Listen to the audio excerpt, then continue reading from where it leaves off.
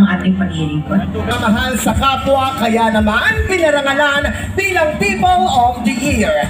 Isang mapag-arugang ina na siyang magiging liwanag ng Maynila. Ang katuwang ni Yorme sa ating lungsod, palakpakan po natin ang #1 sa balota, ang ating magiging Vice Alcalde, Vice Mayor G. Atienza!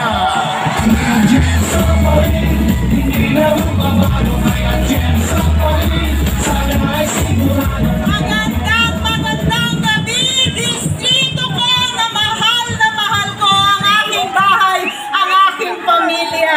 Kamusta po kayong lahat? Mahal na mahal ko po kayo.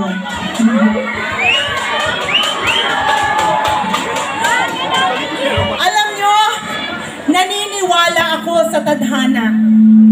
Naniniwala rin ako na pag ibigay natin ang buhay natin sa Panginoon, siya ang gagawa ng paraan para tayo ay handa sa pagpunta natin sa ating misyon sa buhay. Kayo ang aking pamilya, kapitbahay. Pero sa mga hindi nakakakilala sa akin, ako po si G. Atienza, ang bunsong anak ng dating puting Mayor Lito Atienza, direktora ng kababaihan ng Maynila. At alam ko, tadhana ko ngayong gabi na tumayo sa inyong harapan para maging Vice Alcalde ni Yorme Isko Moreno Dumigroso!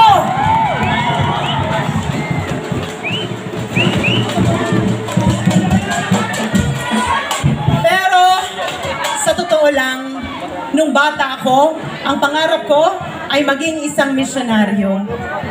Kaya ginamit ko ang pagiging bunsong anak ng Vice Alcalde para gamitin ang aking boses na marinig ang mga kabataan dito sa Maynila, sa MYRC at sa RAM.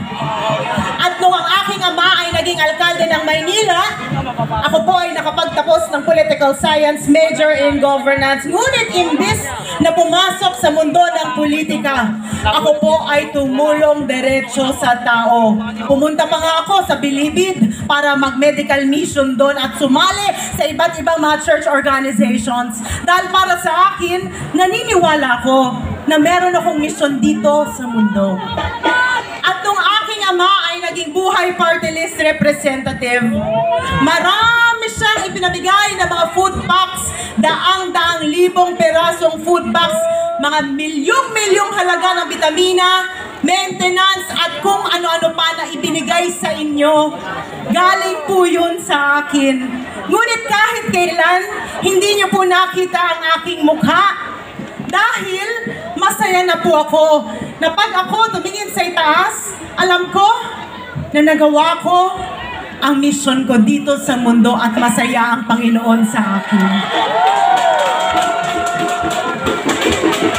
Ngunit, nung ako po ay naging isang broadcast journalist kagaya ng aking kapatid na si Kuya Kim, kilala niyo yun, di po ba? Ginawa niyong konsehalyan dito dati ng 3 termino, tama po ba? Eh tayo lang naman. Komportable ako sa inyo dahil bahay ko kayo.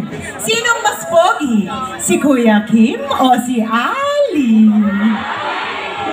Parang wala ko narinig ni isang tao nagsabing, Kuya Kim, yari tayo mamayang gabi.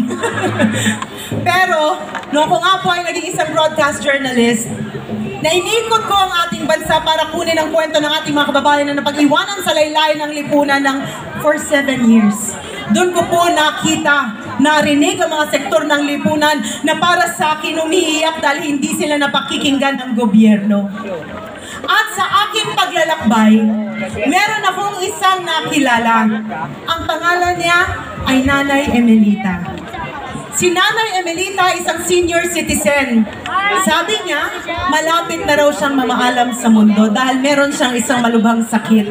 Pinadala po ako doon ng aking programa para kunin ang kanyang kwento at para marinig siya ng gobyerno.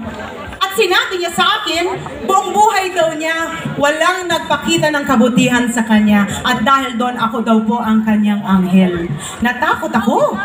Dahil inisip ko, may multo sa likuran ko. Ang sabi niya, ako raw ang anghel ng buhay niya. Ang kwento niya sa akin, siya daw ay nabuhay na tila parang isang daga.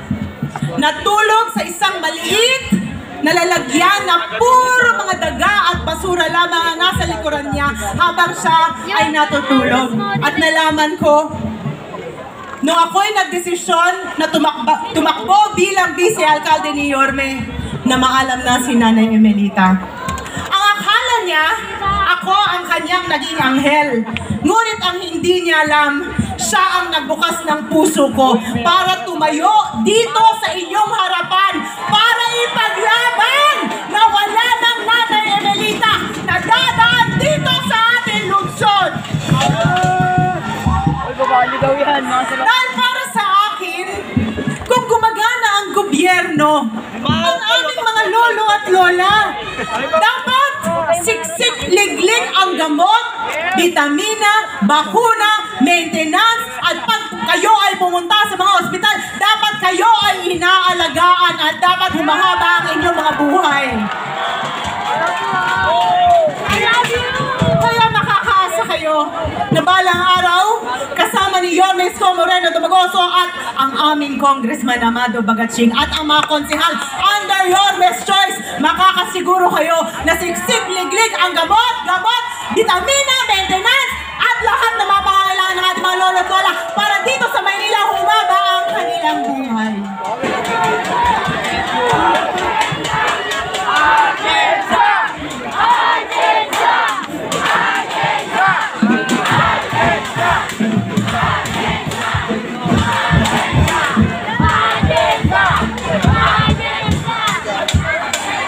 At alam niyo, sa totoo lang, marami sa nagbukas sa aking puso. Nakita ko nung ako mismo umikot dito sa 5 distrito.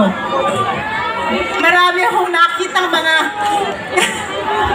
Pinaiiyak niyo ako, tigilan niyo ako.